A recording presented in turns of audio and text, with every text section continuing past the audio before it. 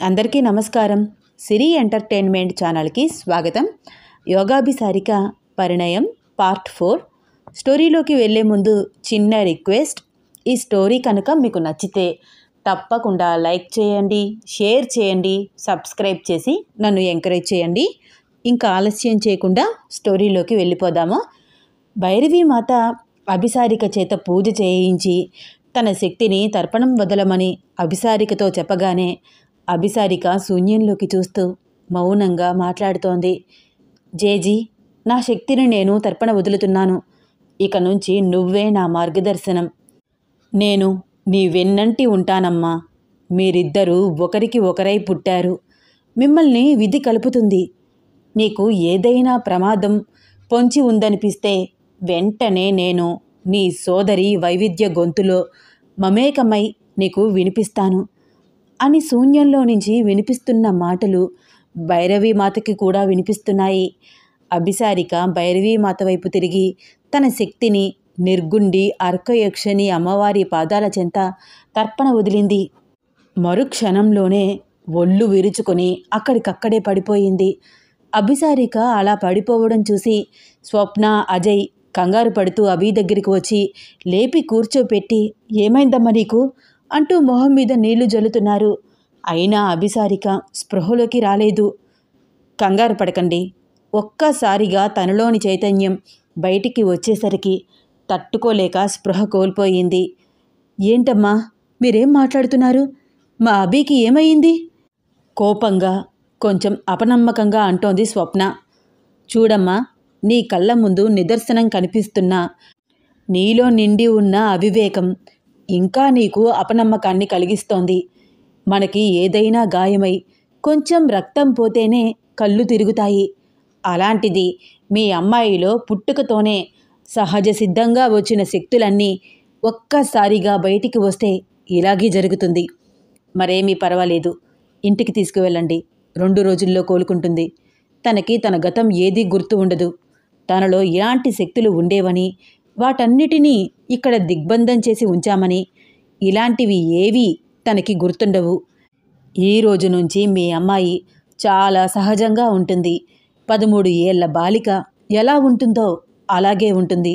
తనలో ఎటువంటి శక్తి గాని, వింత పోకడలు గాని ఉండవు. భైరవీమాత మాటలు విని ఏవి నమ్మలేనట్లు ఉన్నా ఆ మాటలు మాత్రం స్వప్నకు కొంచెం ఊరట కలిగిస్తున్నాయి. నిజంగా నా కూతురు నార్మల్గా మామూలు అమ్మాయిలాగా ఉంటే అదే చాలు అని మనసులో అనుకుంటోంది. అజయ్ వాళ్ళ ఫ్యామిలీతో పాటు వెళ్తూ ఉంటే భైరవీమాత వాళ్ళని హెచ్చరించింది. చూడండి, ఒక్కటి మాత్రం మర్చిపోవద్దు. మీ అమ్మాయి అభిసారికని ప్రతి సంవత్సరం దీపావళి అమావాస్యకు ముందు వచ్చే త్రయోదశి నాడు, అంటే సరిగ్గా మళ్ళీ ఇదే రోజు ఇక్కడికి తీసుకువచ్చి తర్పణ వదిలించాలి. లేకపోతే ఆవిడ శక్తులను నేను దిగ్బంధం చేయడం నా వల్ల కాదు. గుర్తుంచుకోండి మరీ మరీ హెచ్చరించింది భైరవీమాత. స్వప్నకి కూడా ఆవిడ మాటల మీద అంతో ఇంతో నమ్మకం కలిగింది. అభిసారికను తీసుకుని రిటర్న్ బయలుదేరారు. అభిసారిక అలా స్పృహ లేకుండా పడి ఉండడం స్వప్నకి చెప్పలేనంత భయం వేస్తోంది. దాదాపు 6-7 గంటలు గడిచినా అభిసారికకు స్పృహ రాలేదు. ఏమండి, నాకు చాలా భయంగా ఉంది. మన అభికి ఏమైంది? ఎంత పూజ చేస్తే మాత్రం ఇలా స్పృహ లేకుండా పడిపోవడం నేనెక్కడా చూడలేదు. నాకెందుకనో దడగా అనిపిస్తోంది. ఒక్కసారి హాస్పిటల్కి తీసుకువెళ్దాము కంగారు పడుతూ అంది స్వప్న. ఏమీ కాదు స్వప్న, భైరవీమాత చెప్పింది కదా, 2 రోజుల్లో కోలుకుంటుంది. మీరు ఆవిడని నమ్ముతున్నారేమో, బట్ నాకదంతా ట్రాష్ అని అనిపిస్తోంది. మంత్రాలకి చింతకాయలు రాలతాయి అంటే ఈ రోజుల్లో అసలు ఎవరు నమ్ముతారు? ముందు వచ్చే హాస్పిటల్ దగ్గర ఆపండి. అభిని ఒక్కసారి చెక్ చేయిద్దాము. స్వప్న మొండి పట్టుపడుతోంది. వదినా, ఎందుకంత కంగారు? దిలీప్ ఏదో మాట్లాడుతుంటే. అబ్బా దిలీప్, నువ్వు మాట్లాడద్దు. పిల్ల ఇలా పడి ఉంటే అలా ఎలా చూస్తూ ఊరుకుంటాము? ఆవిడ ఏదో చెప్పిందని అదే పట్టుకుని వేలాడతామా ఏంటి? కోపంగా అంది స్వప్న. చెల్లి, లేవే, ఏమైంది నీకు? వైవిధ్యకు కన్నీళ్ళొచ్చేస్తున్నాయి. భయమేస్తోంది. అభిసారిక అలా చలనం లేకుండా పడి ఉండడంతో. విద్య, చెల్లికి ఏమీ కాదురా, హాస్పిటల్లో చూపిద్దాము. కూతురుని దగ్గరగా తీసుకుంది స్వప్న. మల్టీ స్పెషాలిటీ హాస్పిటల్ ముందు కార్ పార్క్ చేసి అభిని హాస్పిటల్లో జాయిన్ చేశారు. అభికి ఏమైందో తెలుసుకోవడానికి డాక్టర్స్ రకరకాల హెల్త్ ఎగ్జామినేషన్స్ చేసి, స్కానింగ్, ఎక్స్రేలు తీసి, ఫుల్ బాడీ స్కానింగ్ తీసి, అన్ని రకాల పరీక్షలు చేసి, ఆఖరికి ఏమీ లేదని, నీరసం ఉండడం వల్ల పడిపోయిందని, ఒక్క రోజులో కోలుకుంటుందని కొన్ని మెడిసిన్స్ రాసిచ్చారు. ఒక 25,000 బిల్లు వేశారు. అజయ్ నెత్తి నోరు కొట్టుకుంటూ తన మాటలు విననందుకు స్వప్నని తిట్టిపోశాడు. భర్త ఎన్ని తిట్లు తిట్టినా స్వప్న నోరు ఎత్తకుండా ఊరుకుంది. అజయ్ కోపం చూసి వైవిద్య చప్పుడు చేయలేదు. భైరవి మాత చెప్పినట్లుగానే 2 రోజుల తర్వాత అభిసారికకి స్పృహ వచ్చింది. కళ్ళు నలుపుకుంటూ చిన్నగా నిద్రలేచింది.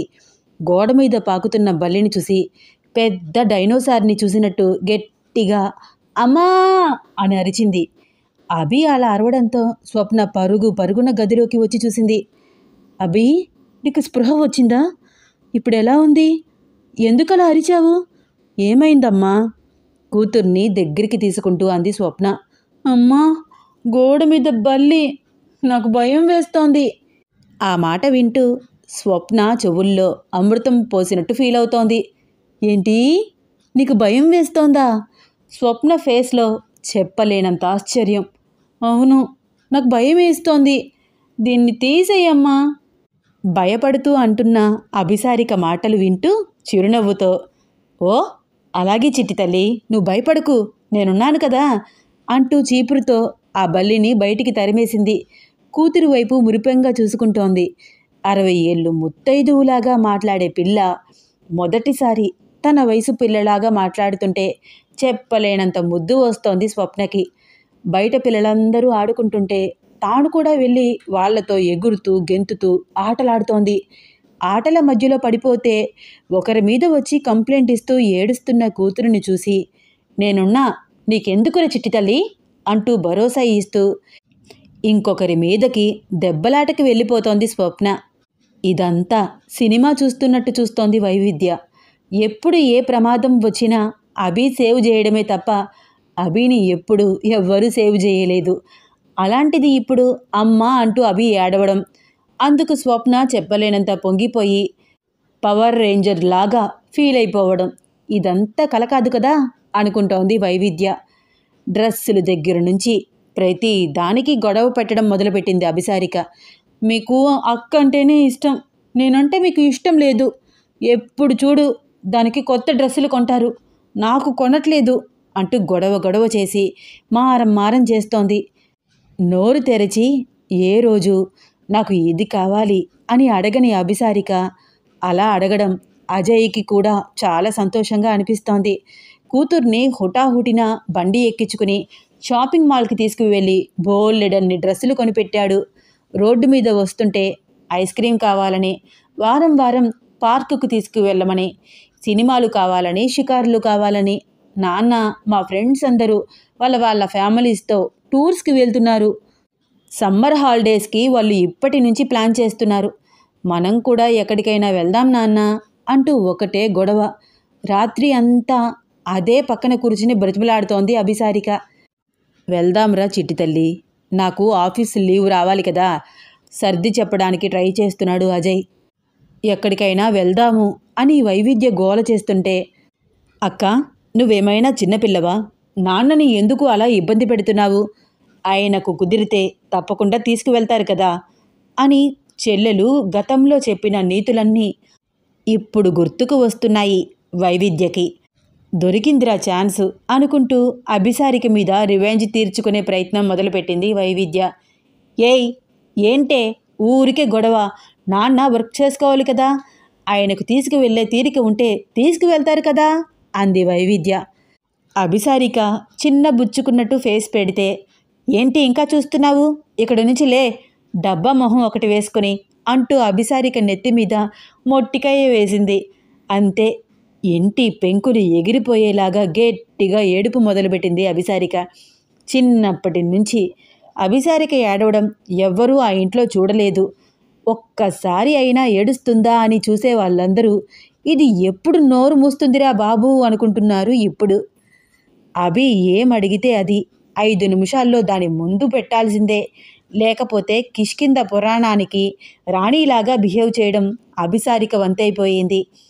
అర్ధరాత్రి చిమ్మ చీకట్లో కూడా ఏమాత్రం భయం లేకుండా టెర్రస్ పైకి వెళ్ళి ధ్యానముద్రలో కూర్చుని అతీత శక్తులతో మాట్లాడే అభిసారిక ఇప్పుడు చీకటి పడితే చాలు, అసలు గుమ్మం కూడా దాటదు సరికదా. వాష్రూమ్కి వెళ్ళాలన్నా అమ్మా కొంచెం తోడురావా అని అడగడం చాలా ఆశ్చర్యంగా అనిపిస్తోంది స్వప్నకి. అయినప్పటికీ అభిసారికలో ఈ మార్పు స్వప్నకి నచ్చుతూనే ఉంది. ఇలా అభిసారికలో రకరకాల మార్పులు, నిజంగానే తనలో శక్తులన్నీ పోయాయని స్వప్న చిన్నగా నమ్ముతోంది. భైరవి మాతలో ఎంతో కొంత శక్తి ఉందని చిన్నగా రియలైజ్ అవుతోంది. పోనీలే, నా కూతురు నార్మల్గా బిహేవ్ చేస్తోంది, ఇది చాలు నాకు. ఇన్ని రోజులు దీనిలో ఉన్న హైపర్ యాక్టివిటీస్ వల్ల అభిసారికలో చిన్నతనమే చూడలేదు నేను. ఇప్పుడు అభి అమ్మా అమ్మా అంటూ నా చుట్టూ తిరుగుతుంటే ఎంత బాగుందో. మాతృత్వాన్ని నిజంగా అనుభవిస్తున్నట్టు అనిపిస్తోంది. పక్కనే తనని వాటేసుకుని నిద్రపోయిన కూతురిని జోకొడుతూ మురిపంగా చూసుకుంటోంది స్వప్న.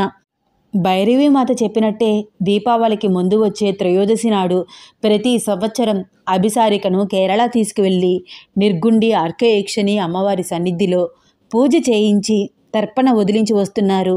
చూస్తూ చూస్తూ 2 సంవత్సరాలు గడిచిపోయాయి. అభిసారిక 10th రిజల్ట్ కోసం ఎదురు చూస్తున్నారు. నేర్ పాలిష్ వేసుకుంటూ లలలా లలలలా లలలా లలా అని ఏదో కూని రాగాలు పాడుతున్న అభిసారికని చూస్తూ అస్సలు టెన్షన్ లేదా నీకు అడిగింది స్వప్న. ఎందుకమ్మా టెన్షన్, చాలా కూల్గా అంది అభిసారిక. అవునమ్మా, దానికి లేని టెన్షన్ నీకెందుకు? రిజల్ట్స్ మార్నింగ్ వస్తాయి, నైట్ నుంచి నీకు నిద్ర పట్టలేదు, కానీ అది మాత్రం కుంభకర్ణుడి కజిన్ సిస్టర్ లాగా హాయిగా నిద్రపోయింది అంది వైవిద్య. సరే, నేను కాలేజీకి వెళ్ళొస్తాను, బాయ్ అంటూ. విద్య ఆగవే, చెల్లెలి రిజల్ట్స్ కాసేపట్లో రిలీజ్ అవుతాయి, తెలుసుకుని వెళ్దువు గాని. ఫోన్ చేసి చెప్పమ్మా. అయినా నాకు డౌటే, ఇది పాస్ అవుతుందని నాకు అనిపించట్లేదు. ఏయ్, నీకెందుకే నా గురించి? అమ్మని రెచ్చగొట్టి వెళ్ళిపోతున్నావు, పని చూసుకో. వైవిద్య మాటలకు కోపంగా అంటోంది అభిసారిక.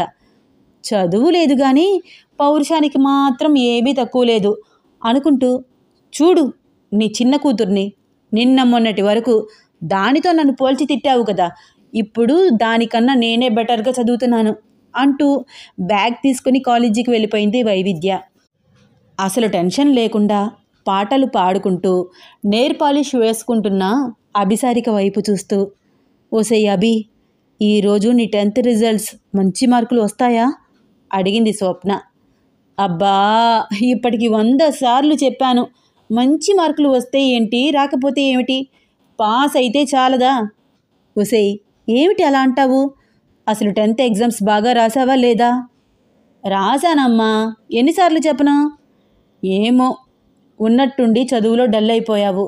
9th క్లాస్ యావరేజ్ మార్కులతో పాస్ అయ్యావు. నెట్లో అభి హాల్ టికెట్ సెర్చ్ చేసి రిజల్ట్స్ కోసం వెయిట్ చేస్తూ అంటోంది స్వప్న. డోంట్ వరీ, నాకు లేని టెన్షన్ నీకెందుకమ్మా. కూతురులో వచ్చిన మార్పు చూసి మొదట చాలా సంతోషించిన స్వప్న రాను రాను అభిలో వస్తున్న మార్పులకు బాధ కూడా పడుతోంది. అస్సలు మాట వినకపోవడం, మొండితనం, విపరీతమైన అల్లరి, ఫ్రెండ్స్తో కలిసి గోలగోల చేయడం, ఎప్పుడు స్కూల్ ఫస్ట్ వచ్చే అభి ఇప్పుడు అసలు పాస్ అవుతుందా లేదా అన్న స్టేజ్కి పడిపోయింది. టాప్ ర్యాంకర్ అయిన అభిసారిక బిలో యావరేజ్ స్టూడెంట్గా మారిపోయింది. ఓ మై గాడ్, తలపట్టుకుని కూర్చుంది స్వప్న కూతురి రిజల్ట్స్ చూసి. ఏంటమ్మా, ఏమైంది? ముందుకు వచ్చి అభిసారిక తన రిజల్ట్స్ చూసుకుంది. హై, పాస్ అయ్యాను కదమ్మా, ఇంకెందుకు వరి, సంతోషంగా మాట్లాడుతోంది. నీ మొహం, 60% ఏమిటి? నీ మీద ఎన్ని ఎక్స్పెక్టేషన్స్ పెట్టుకున్నానో తెలుసా? అబ్బా వదిలేయమ్మా, నేను పాస్ అయితే చాలు అనుకున్నాను, కంగ్రాచ్యులేషన్స్ చెప్పాలి కానీ ఇలా తిడుతున్నావేంటి? అయినా అసలు నేను పాస్ అవ్వడమే గొప్ప అని తిప్పుకుంటూ నవ్వుకుంటూ తన రూమ్లోకి వెళ్ళిపోయింది అభిసారిక. ఏంటిది అసలు, 100కి 100 మార్కులు వచ్చే పిల్ల ఇలా ఎలా మారిపోయింది? అందరూ పిల్లలులాగా నార్మల్గా ఉండాలని కోరుకున్నాను, తనలో ఎటువంటి అతీత శక్తులు ఉండకూడదు అనుకున్నాను, కానీ ఇలా చదువులో కూడా వెనకపడుతుందని అస్సలు అనుకోలేదు. 60%తో 10th పాస్ అవ్వడం గగనంగా మారింది తనకి. కూతురు మీద ఎన్నెన్నో ఎక్స్పెక్టేషన్స్ పెట్టుకున్న స్వప్న, అజయ్, అభిసారికకు వచ్చిన మార్కులు చూసి అవాక్కైపోయారు. అభిసారికకి యావరేజ్ మార్కులు వచ్చినా అజయ్ తన ఫ్రెండ్స్ ఇన్ఫ్లుయెన్స్ ఉపయోగించి మంచి కాలేజీలో జాయిన్ చేశారు. ఫస్ట్ టైం కాలేజీకి వెళ్తున్నాను అని చాలా చాలా ఎగ్జైటెడ్ అవుతోంది అభిసారిక. చూడు అభి, ఇంటర్లో అన్నా మంచి మార్కులు తెచ్చుకోవాలి, సరేనా? బాగా చదువుకో, లైఫ్ స్పాయిల్ చేసుకోవద్దు చెప్తోంది స్వప్న. అబ్బా అలాగేనమ్మా, ఇప్పటికి 100 సార్లు చెప్పావు. కాలేజ్ క్యాంపస్ మొత్తం అబ్జర్వ్ చేస్తూ అంటోంది అభిసారిక. ఏంటే దిక్కులు చూస్తున్నావు, బాగుందా కాలేజ్ అడిగింది వైవిధ్య కాలేజీలో నుంచి బయటికి వస్తూ. అమ్మా నాన్న, మీ ఇద్దరు ఇంటికి వెళ్ళండి, చెల్లెల్ని నేను చూసుకుంటాను, పదవే వెళ్దాం. అభిసారిక భుజం మీద చెయ్యి వేసి లోపలికి తీసుకువెళ్తోంది వైవిధ్య. ఏంటే చప్పరిస్తున్నావు, నోరు తెగ ఆడిస్తున్న అభిసారిక వైపు చూస్తూ అడిగింది. చాక్లెట్ చెప్పింది అభి. చూడు, కాలేజీలో సీనియర్స్ అందరూ ఫ్రెషర్స్ని ర్యాగింగ్ చేస్తారు. నీకు నేను సపోర్ట్ ఉంటాను కాబట్టి నో ప్రాబ్లం. బట్ ఫార్మాలిటీస్కి వాళ్ళు నిన్ను కొన్ని క్వశ్చన్స్ వేస్తారు, సరిగ్గా సమాధానం చెప్పు. తిక్కగా ప్రవర్తించావో నా చెల్లెలు అని కూడా చూడరు, జాగ్రత్త. ఏంటి ఇంత బిల్డప్ ఇస్తున్నావు? నాకు తెలుసు ఎవరిని ఎలా డీల్ చేయాలో. నేను ఇంకా చిన్న పిల్లని కాదు, కాలేజ్కి వచ్చేసాను. నాకు 17 years వచ్చాయి. నీ సపోర్ట్ ఏమీ నాకు అవసరం లేదు, పో, నీ పని నువ్వు చూసుకో అంది అభిసారిక. ఎంత పొగరే నీకు, ఏదో సపోర్ట్గా ఉందామని వస్తే. సరే చూసుకో, సీనియర్స్ నిన్ను అస్సలు వదిలిపెట్టరు, పిచ్చిగా ఏడిపిస్తారు, జుట్టు కత్తిరిస్తారు, గుంజీలు తీయమంటారు, సీనియర్ సెల్యూట్ చేయమంటారు, బైక్ మీద బయటికి రమ్మంటారు. నీ ఇష్టం, నా సపోర్ట్ నీకు అక్కర్లేదంటున్నావు కదా. కోపంగా ముందుకు వెళ్తోంది వైవిధ్య. వామ్మో, ఇదేమిటి ఇన్ని చెప్పింది? నా జుట్టు కత్తిరిస్తారా ఏమిటి? పోనీ దీనిని హెల్ప్ అడిగితే? వద్దు, అప్పటికి నన్నేదో కాపాడేసినట్టు పెద్ద బిల్డప్ ఇస్తోంది. ఏమీ అవసరం లేదు, నన్ను నేను ప్రొటెక్ట్ చేసుకోగలను అనుకుంటూ కాలేజ్ క్యాంపస్లోకి వెళ్తూ ఉంటే సీనియర్స్ అందరూ వస్తున్న ప్రెషర్స్ అందరినీ రకరకాలుగా నుంచోపెట్టి ర్యాగింగ్ చేయడం చూసి గుట్టకలు మింగుతోంది అభిసారిక. బాబోయ్, నిజమే, అక్క చెప్పినట్టే జరుగుతోంది ఇక్కడ. అనవసరంగా దానిని తిట్టి పంపించేశాను. చూద్దాం, అయినా నా జోలికి వస్తే చూస్తూ ఊరుకుంటానా ఏమిటి? ఒక్కొక్కడికి చుక్కలు చూపిస్తాను. మా బస్తీలో నన్ను పెద్ద రౌడీ అంటారు, నేనెందుకు భయపడాలి? నో అభి, నువ్వు అస్సలు భయపడకూడదు అని తనకి తానే చెప్పుకుంటూ పక్క నుంచి వెళ్ళిపోతోంది అభిసారిక. అన్నా, ఆ పోరి చూడు, మస్తుంది, హీరోయిన్ లెక్క మెరిసిపోతోంది అన్నాడు రాజేష్. స్మోక్ చేస్తూ ఫోన్ చూసుకుంటున్న మహిదర్ రాజేష్ చెప్పిన వైపు చూశాడు.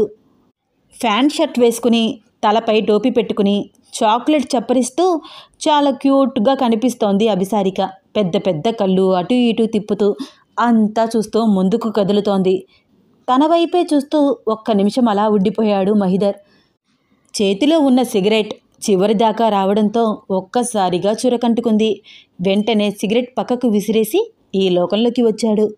అభిసారిక వైపు ఫాస్ట్గా అడుగులు వేశాడు. ఏయ్ పిల్ల, నీ పేరేమిటి అడిగాడు మహిదర్. తను ఎటు నడిస్తే అటు వస్తున్న మహిదర్ వైపు కోపంగా చూసి, ఎవడ్రా నువ్వు, అడ్డు తప్పుకో, నా పేరుతో నీకేం పని చిరాకుగా అంది అభిసారిక. అబ్బో పర్వాలేదు, అందంతో పాటు పొగరు కూడా ఉందా నీకు?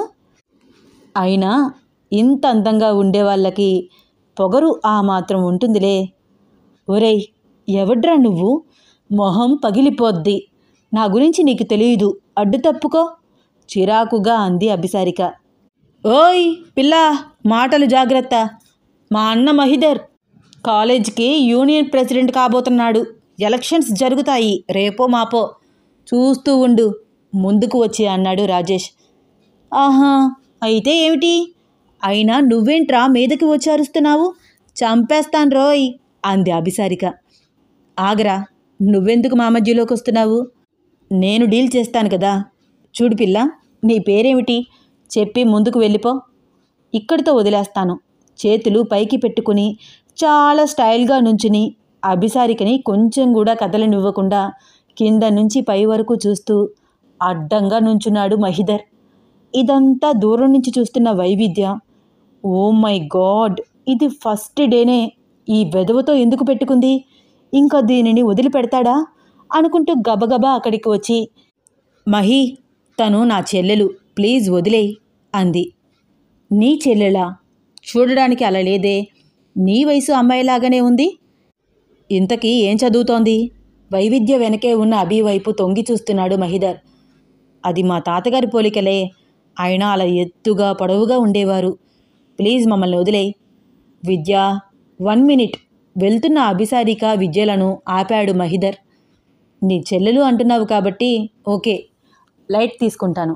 బట్ తన మన రాజీవ్ని తిట్టింది, సీనియర్ అయిన నన్ను రెస్పెక్ట్ ఇవ్వకుండా మాట్లాడింది. మర్యాదగా ముందుకు వచ్చి సారీ చెప్పి తనేం చదువుతుందో, తన పేరేమిటో చెప్పి వెళ్ళమను అన్నాడు మహిధర్ అభిసారిక వైపు చూస్తూ. అభి, సే సారీ అంది విద్య. నేనేం చేశానక్క, నేనెందుకు సారీ చెప్పాలి? వాడి గురించి నీకు తెలియదు, సారీ చెప్పు. వదిలించుకోవచ్చు, నా మాట విను సీరియస్గా అంది విద్య చెల్లికి మాత్రమే వినిపించేలాగా. అభిసారికకి మహిధర్కి సారీ చెప్పడం అస్సలు ఇష్టం లేదు. చిరాకుగా చూస్తూ సారీ అంటూ ఫాస్ట్గా ముందుకు కదిలింది. హే బేబీ, ఆగు, నీ పేరేమిటి? మహిధర్ అలా అనడంతో ఎక్కడా లేని కోపం వచ్చింది అభిసారికకి. చూడు, చెంప పగిలిపోద్ది, ఇంకొక్కసారి బేబీ అని పిలిచావంటే. మా అక్క చెప్పింది కాబట్టి మీకు నేను సారీ చెప్పాను. నీ లిమిట్స్లో నువ్వు ఉండు, క్రాస్ చెయ్యాలని చూస్తే చంపేస్తాను. అభి, కంట్రోల్ చేయడానికి ట్రై చేస్తోంది విద్య. ఏ పిల్ల, మా అన్న ఎవరనుకున్నావు? ముందుకు వచ్చాడు రాజేష్ కోపంగా. పోరా అరే పంది అంది అభిసారిక. అభిసారిక ప్రవర్తన చూసి టెన్షన్గా ముందుకు వచ్చింది వైవిద్య. అభి, ఏం మాట్లాడుతున్నావు నువ్వు? నీకేమైనా పిచ్చి పట్టిందా? చంప పగిలిపోతుంది, సీనియర్స్తో ఇలా మాట్లాడతారా? సారీ మహిధర్, అది చిన్నపిల్ల, దానికి తెలియదు. దాని బదులు నేను సారీ చెప్తున్నాను. అది ఇంటర్ ఫస్ట్ ఇయర్ చదువుతోంది, దాని పేరు అభి. సారీ, ఇదేమీ మనసులో పెట్టుకోవద్దు ప్లీజ్ అంటూ అభిసారిక చెయ్యి పట్టుకుని కాలేజ్ క్యాంటీన్లోకి తీసుకువెళ్ళి 2 కాఫీ ఆర్డర్ ఇచ్చి అభికి చివాట్లు పెడుతోంది వైవిద్య. క్యాంటీన్లో కూర్చున్న వైవిద్య అభిసారికల వైపు ట్రాన్స్పరెంట్ మిర్రర్లో నుంచి చూస్తున్నాడు మహిధర్. ఈ పిల్లేమిట్రా ఇంత అందంగా ఉంది? మన కాలేజీలో ఇప్పటి వరకు ఇంత అందమైన అమ్మాయి ఒక్కరైనా ఉన్నారా? బట్ తను మరీ ఇంటర్ ఫస్ట్ ఇయర్. మా ఇద్దరి మధ్య 8-9 ఇయర్స్ గ్యాప్ ఉండదు. పర్లేదు అన్నా, నీకు ఆ పిల్ల నచ్చిందా ఏంటి అన్నాడు రాజేష్. నచ్చడం ఏంట్రా, పిచ్చెక్కిపోయింది దానిని చూడగానే. అయితే ఆ పిల్లే మా వదినమ్మన్నమాట ముసిముసిగా నవ్వుతూ అన్నాడు రాజేష్. ఒరేయ్, దానికి అసలే కోపం ఎక్కువ అనుకుంటా. ఇప్పటి వరకు నా ముందు నుంచి మాట్లాడడానికే ప్రెషర్స్ భయపడేవాళ్ళు. అలాంటిది ఈ పిల్ల ధమ్కీ కూడా ఇచ్చిందంటే లైన్లో పెట్టడం కొంచెం కష్టమే. పైగా మన ఫ్రెండ్ విద్యా చెల్లెలు, జాగ్రత్తగా డీల్ చేయాలి. మీరెవ్వరూ తన దగ్గర పిచ్చివేషాలు వేయొద్దు, వార్నింగ్ ఇస్తూ అన్నాడు మహిధర్. ఏంటి అభి, ఏమనుకుంటున్నావు నువ్వు? నీ ఇష్టం వచ్చినట్టు మాట్లాడితే నిన్ను లైట్ తీసుకుంటారు అనుకుంటున్నావా?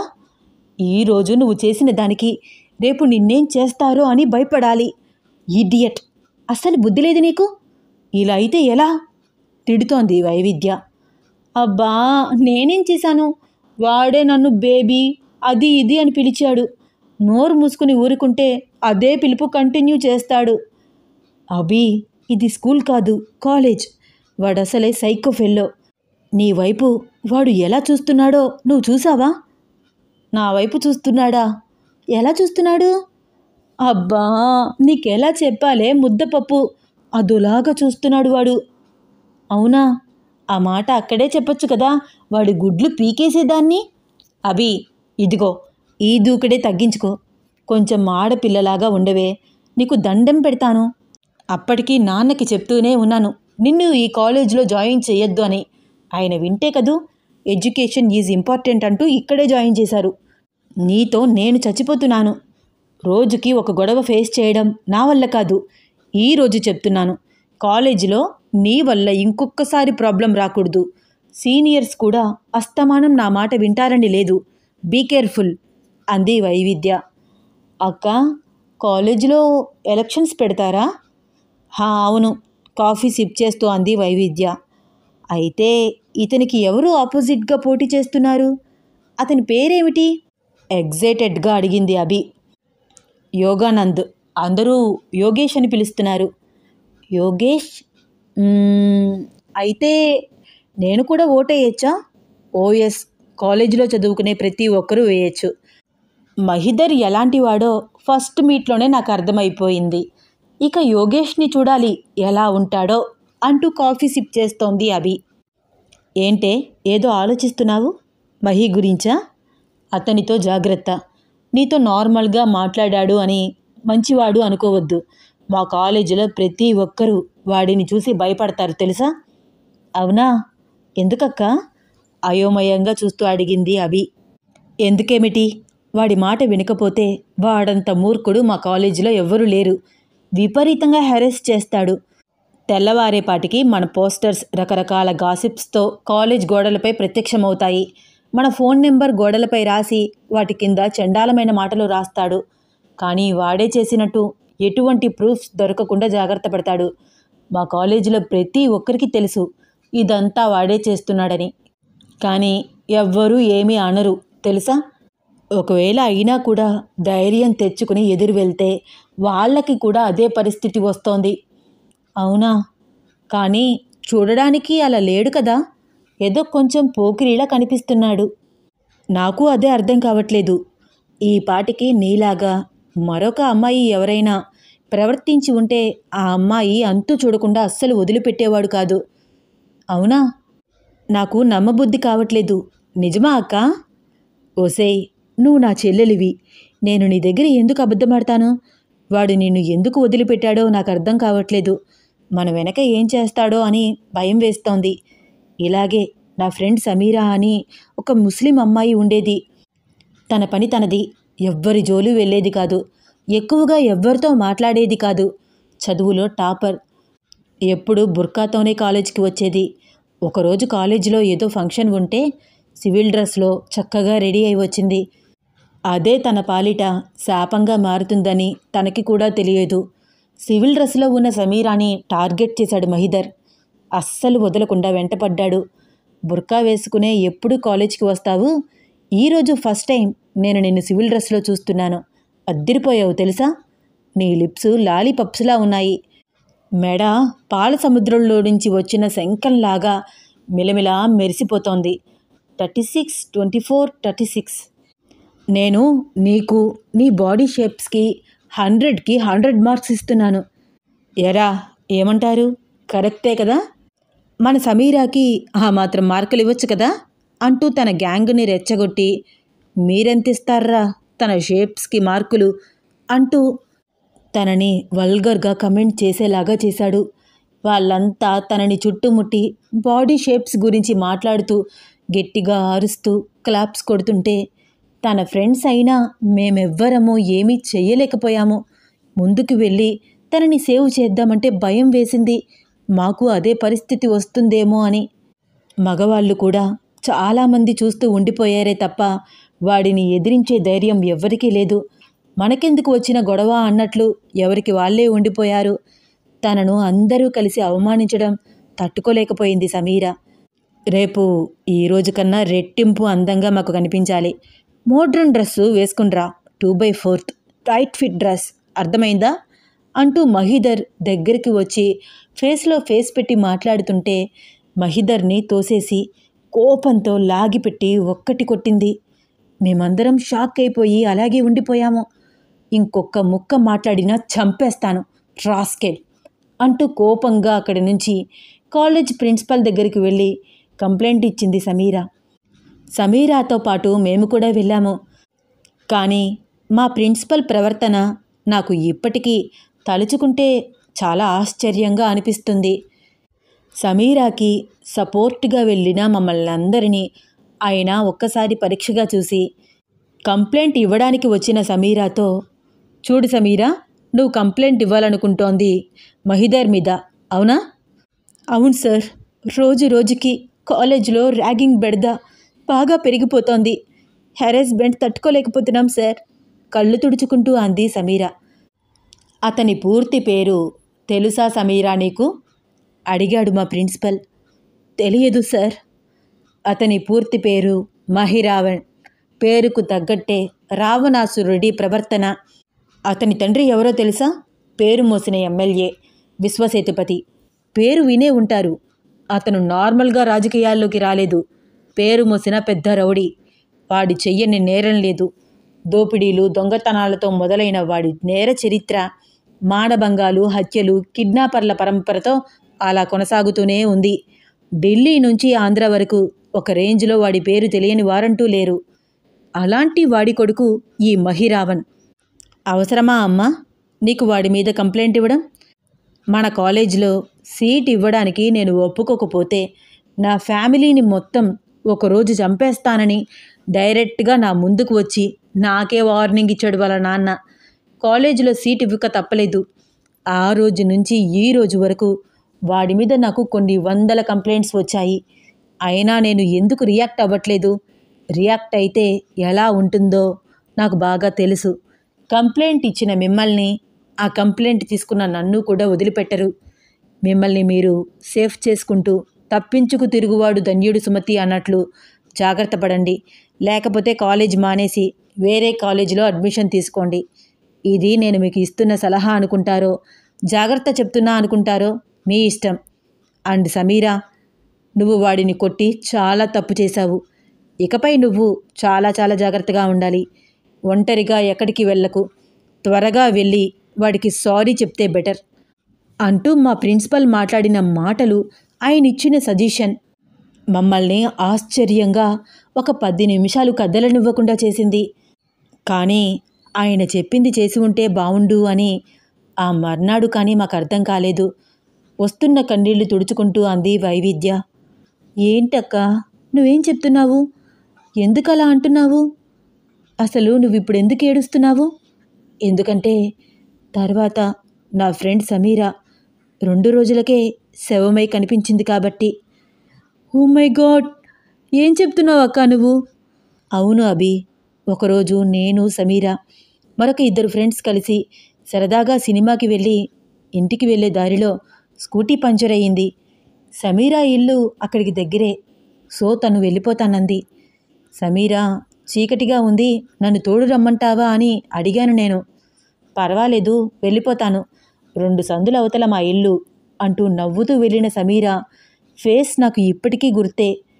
మా బైక్ పంచర్ వేయించుకుని అక్కడి నుంచి స్టార్ట్ అయ్యేలోపే సమీరా వెళ్ళిన సందులోకి వేగంగా దూసుకు వెళ్తోంది ఒక కారు.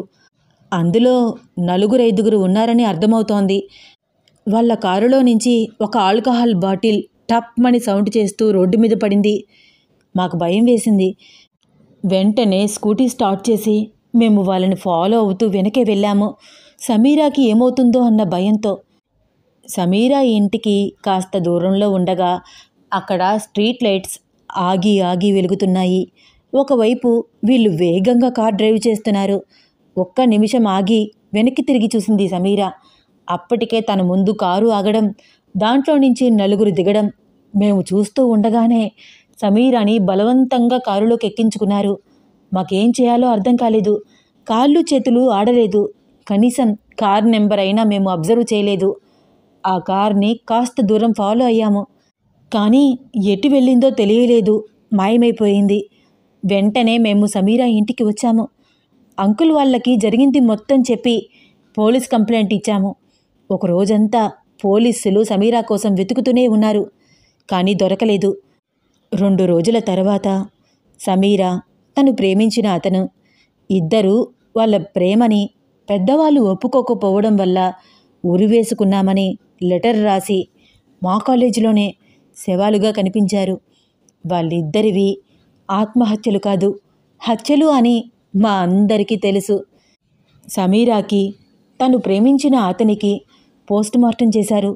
బట్ డాక్టర్స్ కూడా అవి హత్యలు కాదు, ఆత్మహత్యలే అని చెప్పడం మాకు చాలా చాలా ఆశ్చర్యంగా అనిపించింది. అవి హత్యలు అని నిరూపించడానికి మా దగ్గర ఎటువంటి ప్రూఫ్స్ లేవు. ఇలాంటి బ్యాడ్ బ్యాక్గ్రౌండ్ ఉన్న మహిధర్తో నువ్వు పిచ్చి పిచ్చిగా ప్రవర్తించావు. నాకు భయం వేస్తోంది అభి. వాడు పైకి కనిపించే అంత కూల్గా ఏమీ కాదు.